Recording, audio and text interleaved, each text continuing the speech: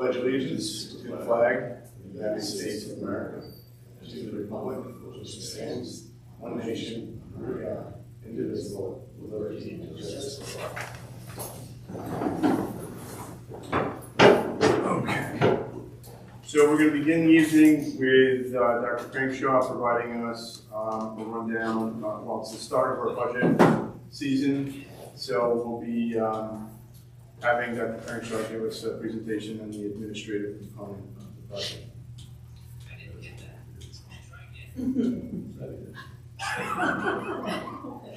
No. It's okay.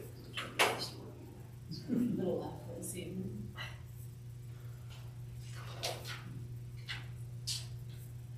And we will try to breeze through the agenda so we can try to get business done and we can be on time. Of course, I know what the outcome. So tonight was meant to be an introduction to the budget process, the format, and we'll spend some time on the administrative component of the budget, which we always tend to do first, and that starts in December.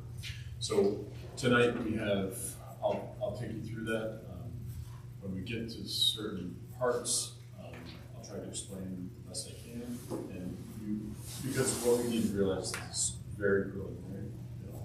So as Alicia, and every business administrator I've worked with tries to remind me, the things I ask for up front here so early are sometimes really apt to change later on once we have a better idea of the bigger picture. For example, we have no idea what the state budget's going to be yet. That doesn't come until, you know, just into January, for example.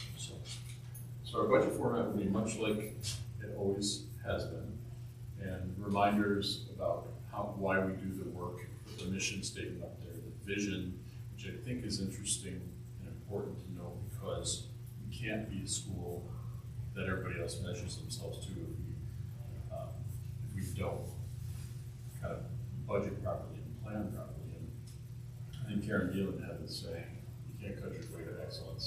And I think that was one very smart thing to succinctly say. So I do put our goals here. Again, I try to remind myself that people will be looking at this online. And I try to keep the end in mind, which is the hearing right up front. So, you know, achieving our vision means that we need to support the stated goals that we just had. So some things I plan to do ultimately, maybe not this month since we're a little pressed for time, but I think the board needs to know where we stand on federal aids, what benefits it brought us, and what we'll plan to continue. Again, some of that's up for discussion still. A reminder about the COVID grants, which totaled about $4.7 million over the last several years.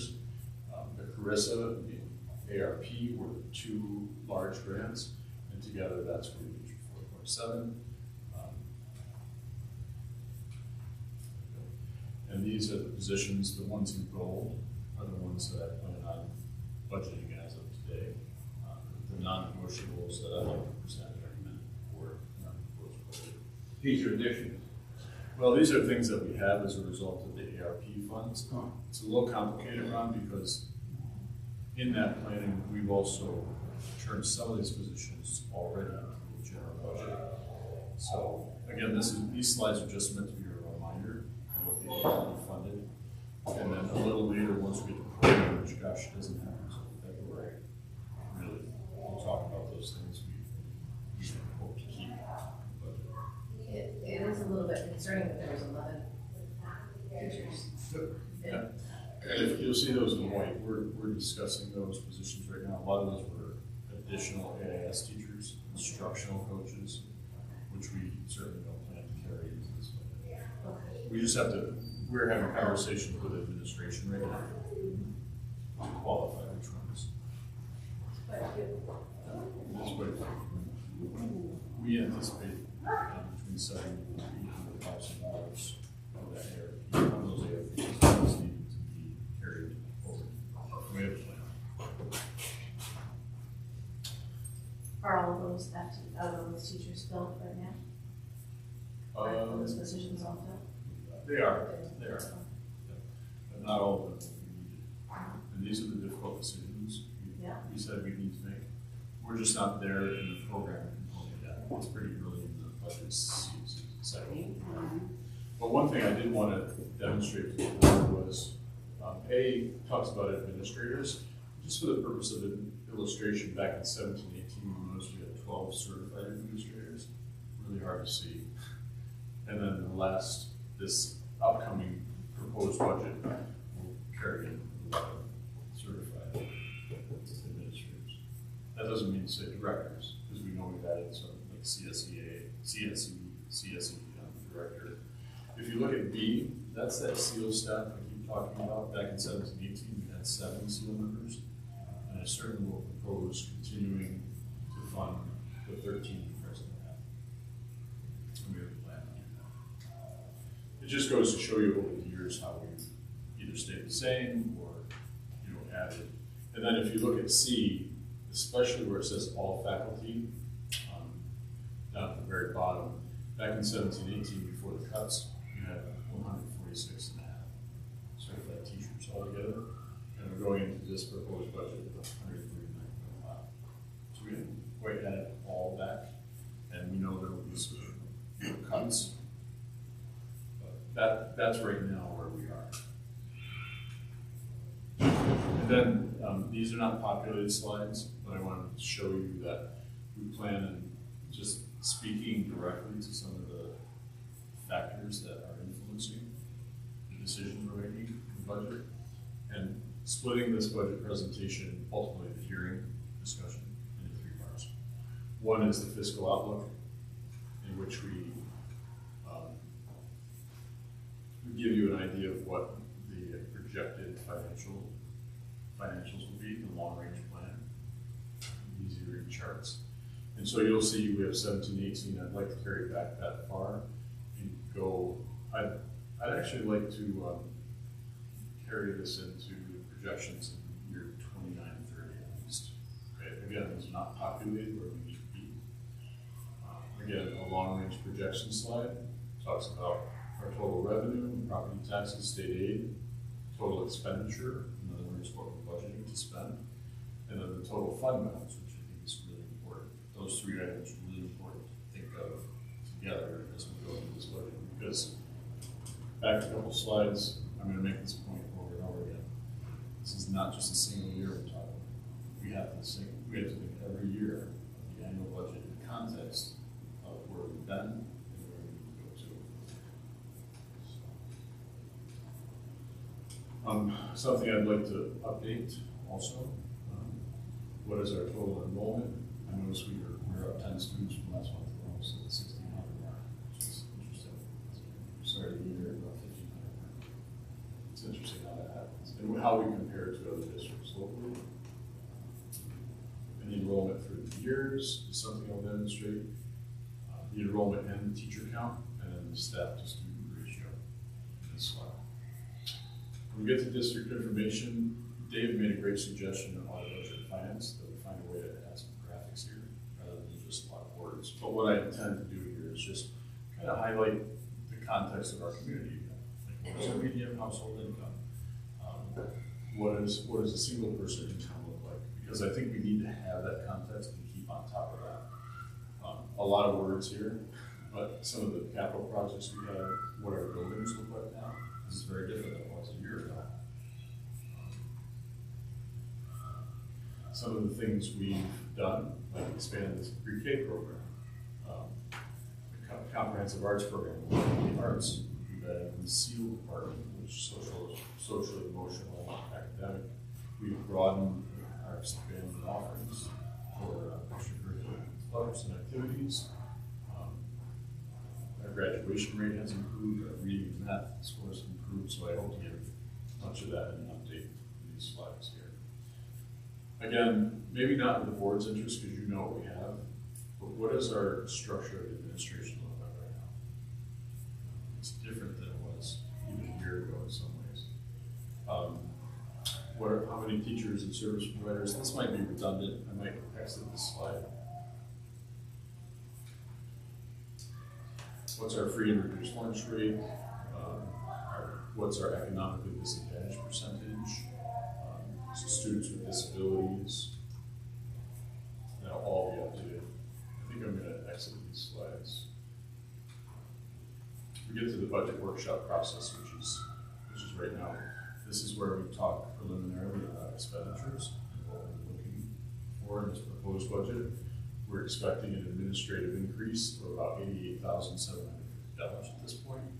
We try to keep a very modest increase in administration always, not just because of the optics, but because we actually have some requirements by the state to keep our costs and administrative component to a certain increase. That $88,750, as Alicia explained to the Audit Budget and Finance Committee, should be washed out with the recent Wheelerville combine, because I think we're going to see some cost benefits there, most certainly. That may be a negative for zero by the time we're done. And let's just look a little bit about revenues, what we anticipate coming in. We know in state aid, it's made up of 3 or 4 different parts. And the most important part to think about is the foundation aid. I'll explain that in the next slide. We're anticipating a 2% increase in foundation aid. A lot of the other aids, like the excess costs and expense-driven aids, are heavily reliant on how much we spend with BOCES, for example, how much we get reimbursed the next year. So that can be a volatile number. Although federally, we don't count on very much. We looked historically, we see a $20,000 change there, because historically, we really haven't been experiencing that income more than $120,000. So we just made it more real. The tax levy, our maximum allowable tax levy limit for this coming year would be 4.23%, and that's without a supermajority. And it's also due because one of our pilot exam just came out, and so that affected the entire appropriated fund balance. We don't have that planned use of reserves. That's all coming. Intertrust fund transfer, other revenue. Again, I don't know how carefully you look at that, but the most important line there is the tax levy. We're going to stay within that planning. So majority.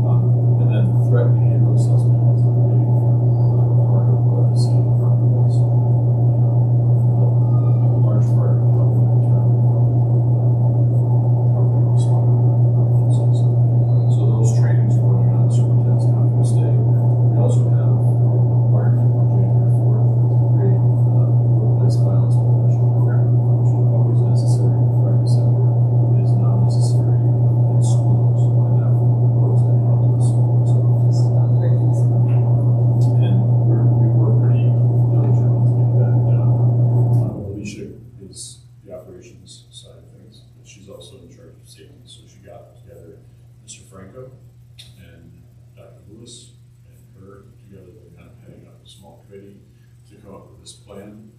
And Erie One BOCES has prepared a blanket policy for you to adopt tonight regarding that. And I think all of our ducks are in a row, at least with that requirement. I'd like to dig in a little bit more to that, to the mandate that, but the mandate was the most important. Alicia and Dr. Lewis are coordinators for that program, and we'll learn more about that probably later in this week.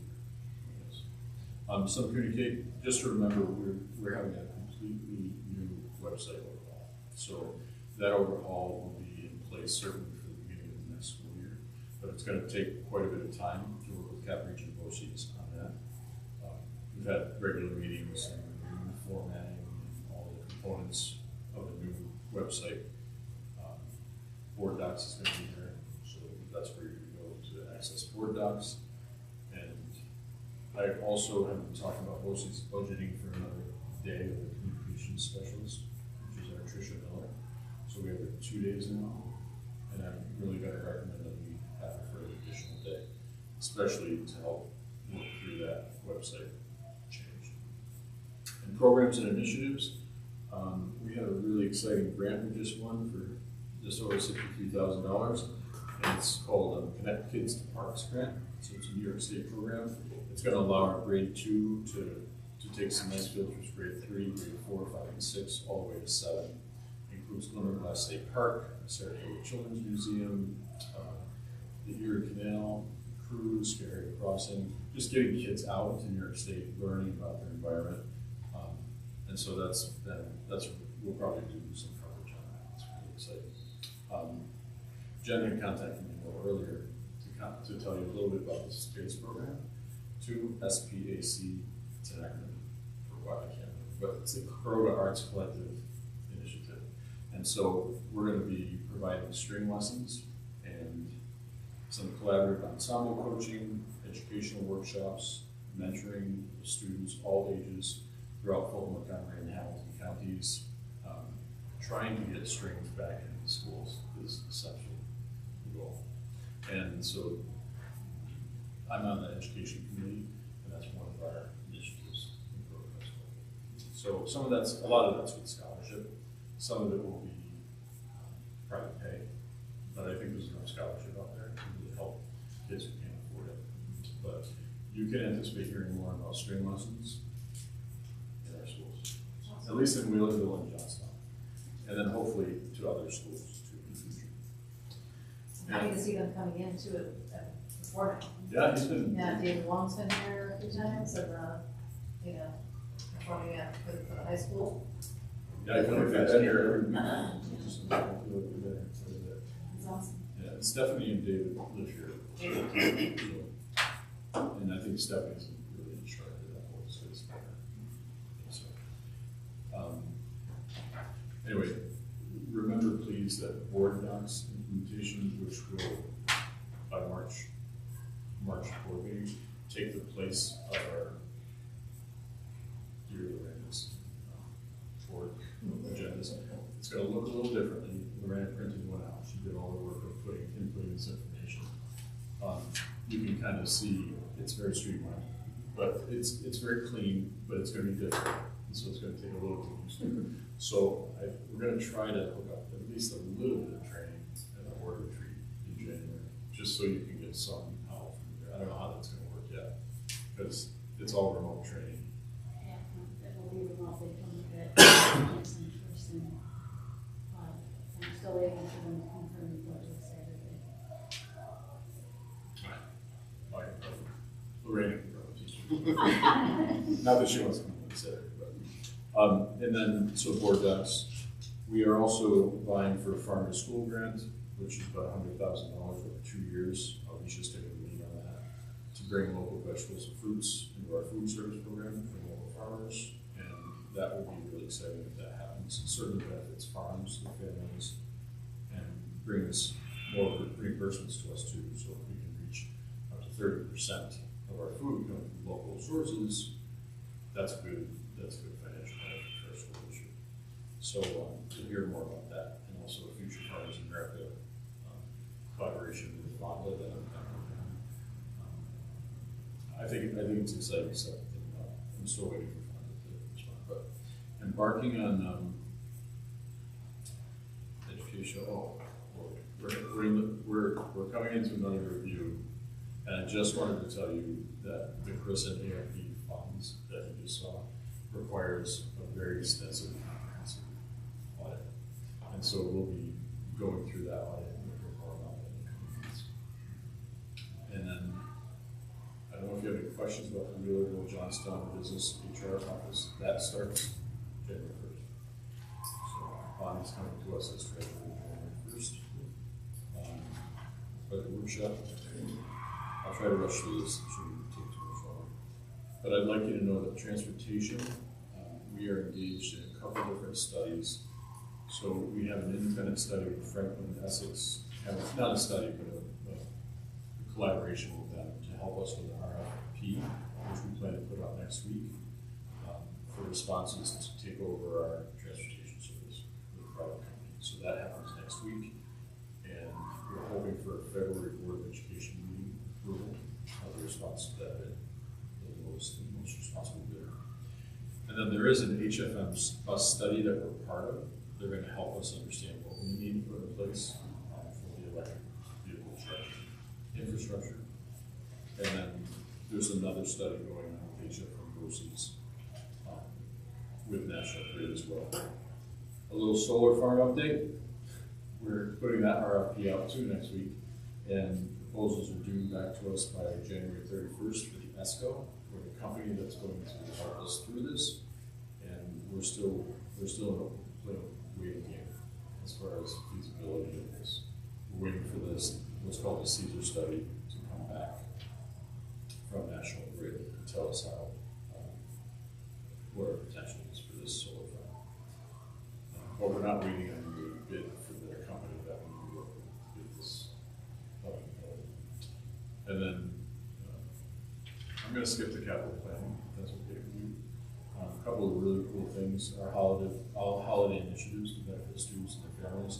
We had Shop with the Cop, with our resource officer, raised about $3,000. 19 kids from the high school got to go spend $250 on the families. It's just a really feel good thing that they could buy for themselves, they could buy for their families. And then we did an adoptive family program through our community outreach specialist. We reached 52 families, supported about 100 students with donations from community businesses, individuals, and employees. So, good things. Very good. Thank you. We do not have employee leadership reports this evening. With the board report, did want to call everybody's attention to some emails that have been distributed for a winter retreat. Remember which Saturday we decided? 27th of January, from 8 a.m. until I think it's 11 a.m. I'm going to ask for 12. Okay. Just because of that forecast. Yeah, right. Okay, so a 4-hour retreat on a Saturday morning. Also wanted to call everyone's attention to the fact that we're coming up into government advocacy season. So if anybody's interested in participating in any of NISBA's organized activities down at the legislature, let me know. Lorraine's got some information on that, so if you want to sign up, I think you've got that information. Yeah, lobby day, that's right. So that's all I have in the report. Committee reports. We had facilities report, facilities meeting. Basically, we talked a bit about the potential solar project and the fact that the RFP for the ESCO is going out as of, well, we had at the time figured by the 22nd of this month, tomorrow. And looking for about a month to get those bids back and looking to bring it to the BOE for approval in February. I just want to mention that it is tomorrow, but that's fine. I think I said next week. Okay, yeah, all right. So, update, we had an update on the status of the 23-24 capital outlay project. It's a small capital project.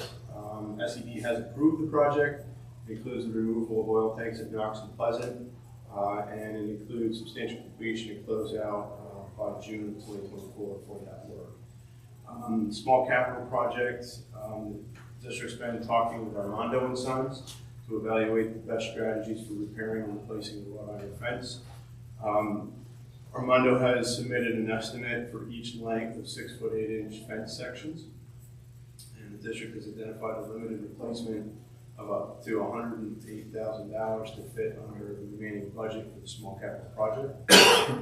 And that would still allow for us to close the project out in the time that we had anticipated. Tetra Tech needs to verify the original fence scope under the prior SED submissions, and then the remainder of the fence will be replaced under a separate small project to be executed at a future date. And the fence will change. The fence design will change the section length from 8 feet to 6 foot 8. So the post spacing is going to be 6 foot 8 rather than 8 feet. And this will reduce the weight for the installation and limit the potential for sagging. If you look at some of the sections, they kind of sag a little bit, and need for midspan support. So ultimately, it will be a more stable fence with a shorter span. And a little taller, yeah. We have had an update on the EPC project. This is the Energy Performance Contract project. The district has a preference to initiate steam to hot water conversion at Pleasant Avenue to be accomplished within 1 summer, targeting January 8th to deliver a budget number for each team review. The coordination needs to be arranged in advance for purchasing long lead items, the rules from public procurement. And we received a detailed review from SED, so things are in progress there. Dan Frith and Tetra Tech have been resolving whatever scope issues need to be resolved to have a tight scope. Project team reviewed the medium project scope and scope of work and cost estimate. All of that is at SED for review and approval. February is no longer the best month to be bidding anymore, as many contractors are already booked for the following summer. So Turner is creating the structure in the bid process to be as attractive to the current market as possible. Turner is looking to identify an alignment in project schedule with timeframes of availability during the school year cycle. So basically trying to pick and choose if somebody can get into a portion of the school during the school year to be able to line that up and not have to push everything into the summer months. Currently, we are running at a 5.8% overage on the budget. The team was stipulating that this would be remedied through adjustment throughout the scope planning process. So basically, they're continually examining the scope in order to figure out what needs to be in, what can be excised out, what is, reliant on an estimate that once we get a firm number, things will sort of level off. So we seem to be still on target with things.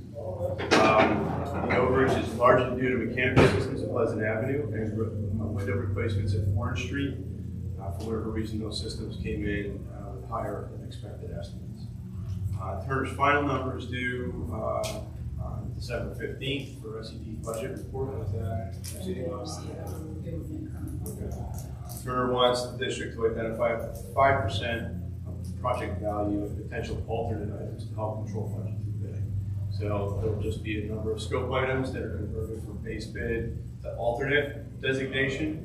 So if the numbers come in favorably, they can select an alternate in order to include it in the scope, or we can not accept it and keep that budget below. Do they have alternates or do they have alternates? Just alternates. Just alternates.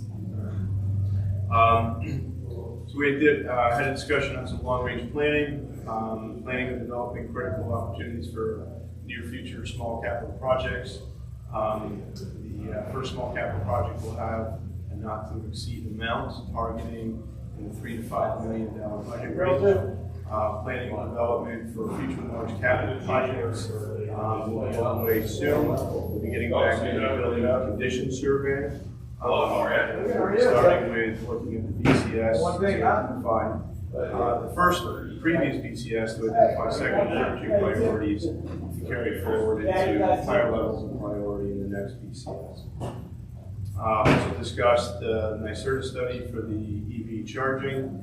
And it really is, EV is something that needs to be on district campuses, and reviewing the regional efforts in electrification to kind of get all that squared away. So our next meeting is January 10th at 6:30 p.m. At the district office. Any questions about that? Just want to restate, we are looking at the time of the budget for $35 million projects.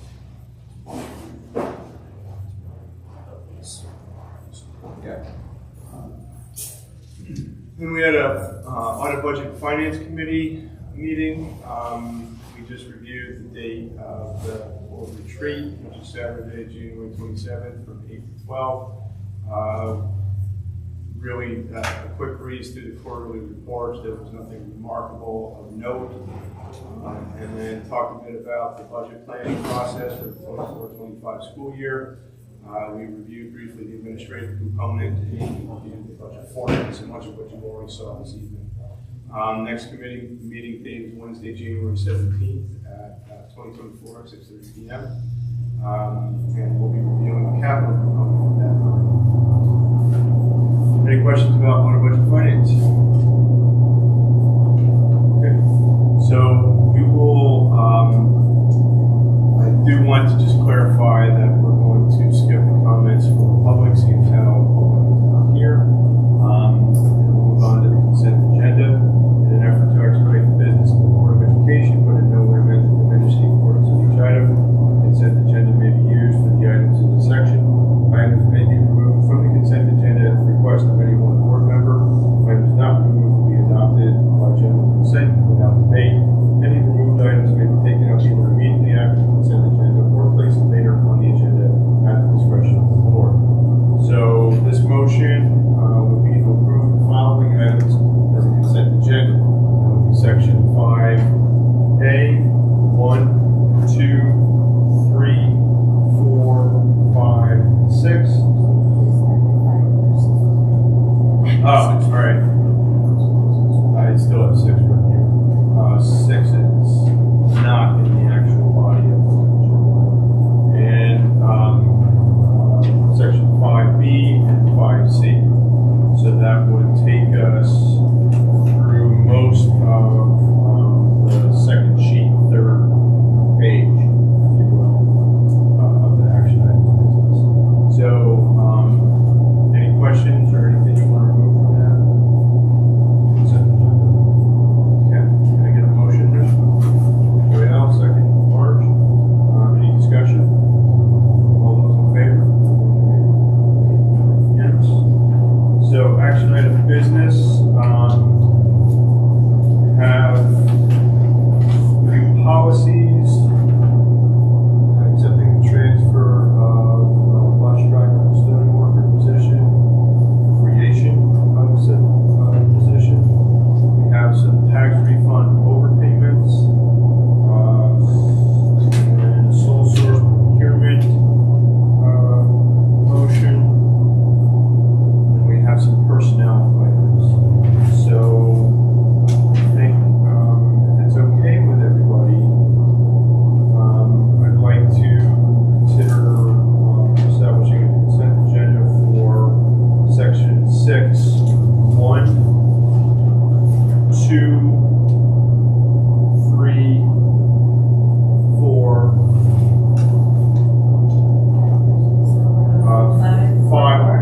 5 would be the sole source procurement. When we go to board guys, they won't have to anymore. So we pull things out and automatically numbers. Okay. Unless Dr. Crenshaw, you think Could I just ask again, where I'm not seeing Sheffield School. Sheffield is in the chart, on the bottom of page 2.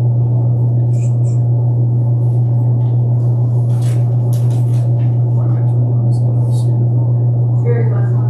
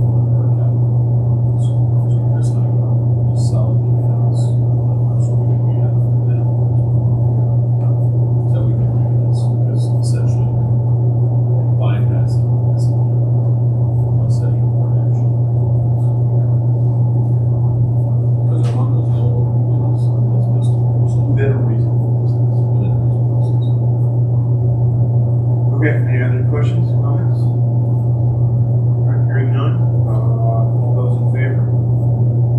Okay, very unanimous. So now I would look to have another block vote for section 7, items 1, 2, 3, 4, 5, 6 on page 6. And we'll just numbering. And then 7 and 8 on page 7. So can I get a motion to accept all 8 of those, Jen? And Joelle, second. Any discussion? All those in favor? Thank you very much. In regards to board discussion, we have the first reading of revised policy 7460, student voter registration and pre-registration. The second reading and resolution proposed adoption will appear on the January 18th agenda. The continuation of policy manual audit section 7000. And second, policy 7410 to 7570 in November, December. Policy 7610 to 7710 for January and February. Does anybody have any questions or comments on these policies? No? Okay.